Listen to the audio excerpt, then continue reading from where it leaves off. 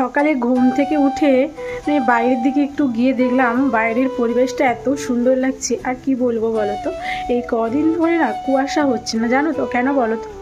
মেঘলা মেঘলা weather কদিন ধরে হয়ে রয়েছে, বৃষ্টি হওয়ার কথা রয়েছে কিন্তু জানি না কবে হবে। তো মেঘলা মেঘলা হয়ে রয়েছে জানো তো, রোদ উঠছে না, তারপরে কুয়াশাও ঠিকঠাক পড়ছে না। তো এই ওয়েদারটা না বেশ ভালোই লাগছে জানো তো। তো সেটাই তোমাদের সাথে একটু শেয়ার করে নিলাম। আর একটু গিয়ে না নিচে হাঁটছিলাম, একটু পরিবেশটা একটু ঘুরে আসলাম আর কি। তারপরে দেখো ওখান থেকে এসে কিছু থালা বাসন মেজেছিলাম, সেটা তোমাদের সাথে শেয়ার করলাম না। তারপরে এই যে বিছানা তো গোছানো হয়ে গেছে, তোমরা তো দেখতেই পাচ্ছ। বিছানাটা গোছানোর পর এই সোজা চলে আসলাম খাওয়ার কাছে। দেখতে পাচ্ছ এই যে কড়াই বসিয়ে দিয়েছি, ওই যে আগের দিনে করার যে তরকারিটা ছিল সেটাই দেখো গরম করে নিচ্ছিলাম। আর আগের দিন তো রেস্টুরেন্টে গিয়েছিলাম, তোমাদেরকে তো দেখিয়েছিলাম, হ্যাঁ সেটা তোমরা তো দেখেছো, সেই জন্য তরকারিটা রয়ে গিয়েছিল আর কি। তো সেটাই দেখো গরম করে নিচ্ছি। এখন হচ্ছে ওই তরকারিটা দিয়ে মুড়ি খাবো আর কি। তো চলো এখন মুড়িটা নিয়ে নিই। আর সকালে উঠে কিছু হাত দিইনি বলতে গেলে, কিছু খাই না, তো তরকারিটা রয়েছে ফেলে দিতে ভালো লাগে বলো তো। তো সেই জন্য দেখো মুড়িটাও নিয়ে বসে গেছি। আর ওদিকে তোমাদের দাদাভাই কিন্তু কাজে চলে গেছে। আর এখন কটা বাজে জানো, এখন প্রায় 8টা বাজে। আর আমি দেখো এদিকে যে মুড়িটা নিয়ে নিচ্ছি আর কি। সকালে ঘুম থেকে উঠেই মাত্র এত ঠান্ডা লাগছে কি বলবো তোমাদেরকে। আর দুপুরে রান্নাবান্না এখন দেরি রয়েছে। আর তোমাদেরকে তো দেখালাম ওই যে নিচের কাকিমা ওই যে পিচ কাটছে না, ওখানটা একটু যাব, ওখানটায় গিয়ে একটু পিচ কাটবো আর কি।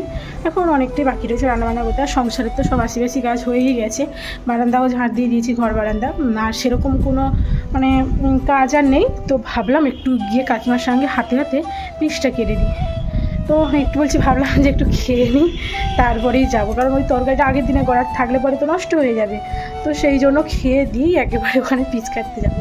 তো চলো সঙ্গে থাকো এবং ভিডিওটি কন্টিনিউ দেখতে থাকো, স্কিপ না করে ভিডিওটা পুরো ওয়াচ করতে থাকো। তো এখন খাবো, মুড়িটা খাবো, খেয়ে নিচে গিয়ে একেবারে তোমাদেরকে ভিডিওটা কন্টিনিউ করছি। তো চলো, এই যে এক গামলা তরকারি মাখানো মুড়ি নিয়ে কিন্তু ফাইনালি বসেই পড়েছি খেতে। আর এই যে দেখো গপ গপ করে কিন্তু আমি খেয়ে নিচ্ছি। আর তাড়াতাড়ি করে খাচ্ছি কেন বলো তো, এমনি বেলা হয়ে গেছে, তারপরে ওখানে গিয়ে পিচ কাটতে হবে, তারপরে আবার এসে দুপুরে রান্না করতে হবে। তো সেই জন্যই তাড়াহুড়ো করছি আর কি। কতটা রোদ উঠে গেছে দেখতে পাচ্ছ। এখন প্রায় বেজে গেছে 9টা মতন, জানো 9টা বাজতে মনে হয় 5 মিনিট বাকি রয়েছে আর কি। তো এই যে দেখো ফাইনালি চলে এলাম পিচ কাটতে। আর ওদিকে কাকিমাও আমার পাশে বসে বসে কাটছে আর কি। তো যাই হোক, অনেক কথা অনেক গল্প হবে আজকের এই ভিডিওতে। তার আগে তোমাদেরকে আমার পরিচয়টা তো দিয়ে নিই। Hello everyone, good morning. তোমরা সবাই কেমন আছো? আশা করছি তোমরা যে যেখানে রয়েছো ভালো আছো এবং সুস্থ আছো। আর আমিও না তোমাদের ভালোবাসায় আমার ভগবানের আশীর্বাদে বেশ ভালোই আছি। সাউথ 24 পরগনার গঙ্গাসাগরের ছোট্ট একটি গ্রাম থেকে আমি প্রিয়াঙ্কা চলে এসেছি তোমাদের জন্য আবারও একটি নতুন ভিডিও নিয়ে। আমার ব্যস্ততম সকালে নতুন একটি ভিডিওতে তোমাদের সকলকে জানাই অনেক অনেক শুভেচ্ছা ও ভালোবাসা। তো চলো বন্ধুরা, আজকের দিনটা কিন্তু রবিবার। তো আর কি বলো তো, আগের দিন তো তোমাদেরকে ভিডিও দিতে পারলাম না, কারণ হাতে সময় ছিল না, তো ভিডিও করার সময় পাইনি, এডিট করার আর কি।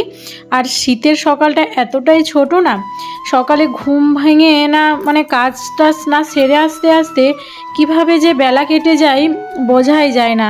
এই রান্নাবান্না করে আশিবাসি কাজ কমপ্লিট করে শেষ না করে আসতে আসতে 2-3টে বেজে যায় জানো তো। তো সেই জন্য আর সময় হয়নি আজকে।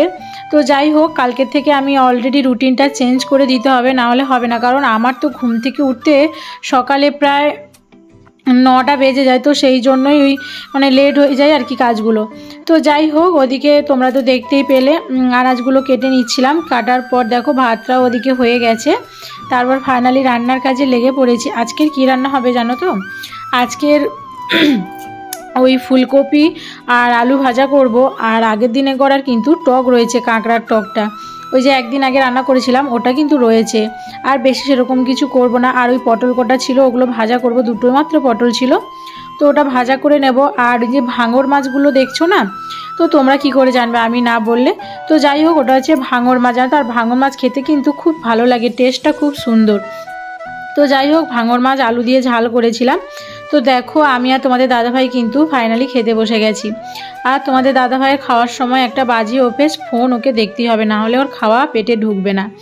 তো যাই হোক, ওদিকে দুজনে খাওয়া দাওয়া কমপ্লিট করে একটু রেস্ট নিয়েছিলাম। তারপরে এই যে দেখো চলে আসলাম নিচে এসে যখন দেখি এখানে কাকিমা আর পাশের বাড়ির একটা কাকিমা মিলে দেখো উনুন বানাচ্ছে ধান সিদ্ধ করার জন্য। যেহেতু অঘ্রাণ মাস চলে এসছে, ধান তো সিদ্ধ করতেই হবে, আর সবার বাড়িতে বাড়িতে ধান ওঠার সময় হয়ে গেছে।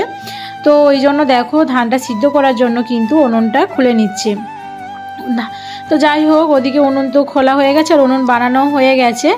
তারপর ওদিকে দেখো একেবারে সন্ধেবেলা চলে আসলাম। তো শুভ সন্ধ্যা বন্ধুরা। তোমাদের দাদাভাই ওদিকে তো তোমরা দেখতেই পেলে বাজার দিয়ে গেল। আজকে রবিবার, আমাদের এখানে পাশে একটা মোড়ে বাজার বসে।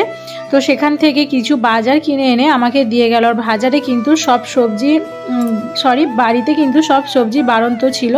তো সেই জন্য তোমাদের দাদাভাই এক ব্যাগ বাজার নিয়ে চলে আসলো। কিন্তু সাথে দেখো ওই যে প্যাটিস না কি বলে, ওগুলোও নিয়ে এসেছিলো। তো তোমাদের দাদাভাইকে একটা দিয়ে দিলাম, আর আমি কিন্তু দুটো নিয়ে চলে আসলাম। তো ওটাই দেখো ফাইনালি খেয়ে নিচ্ছিলাম। আর এদিকে খাওয়া দাওয়ার পর কিন্তু এই যে আনাজগুলো এনেছিল, সবজিগুলো এনেছে, সেগুলো দেখো গুছিয়ে নেব আর কি ফ্রিজের মধ্যে। এদিকে নিয়েছি ওলকপি, কাঁচকলা, লঙ্কা, শিম, বেগুন, আর নিয়ে এসছে কলমি শাক।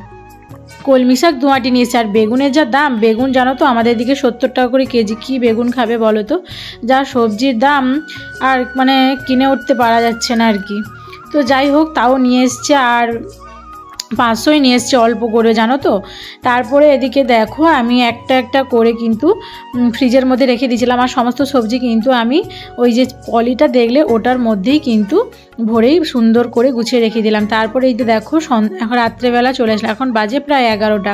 এই যে তোমাদের দাদাভাই কাছ থেকে এসেই দেখো শান্তি নেই, তাও সেই পেন আর খাতা নিয়ে সেই লেখালেখি শুরু হয়ে গেছে, বাড়ি আসলেও এর শান্তি নেই। তারপর দুজনে খাওয়া দাওয়া সারলাম। সারার পর এই যে দেখো আজকের কিন্তু একটা অঘটন ঘটে গেছে জানো বাড়িতে। কি বলো তো, আমাদের বাড়িতে যে গুড নাইটটা থাকে না, ওটা না জেলেছিলাম। আর গুড নাইটের মশার এতে আর এই যে ঘরে বলতারও বাসা করেছিল। দেখো বলতাগুলো কিন্তু সব মাথা ঘুরে পড়ে গেছে। আর একটু হলে তো আমাকে কামড়ে দিতে, কিন্তু তোমাদের দাদাভাইকে না কামড়ে দিয়েছে। ভিডিওটি এই অবধি যদি ভালো লেগে থাকে প্লিজ একটা লাইক কমেন্ট করে দিও। আর আমার চ্যানেলে যারা নতুন বন্ধুরা প্লিজ চ্যানেলটিকে সাবস্ক্রাইব করে আমার পাশে থেকো, আর পাশে থাকা বেল বাটনটি অবশ্যই প্রেস করে দিও। Tata, good night, by.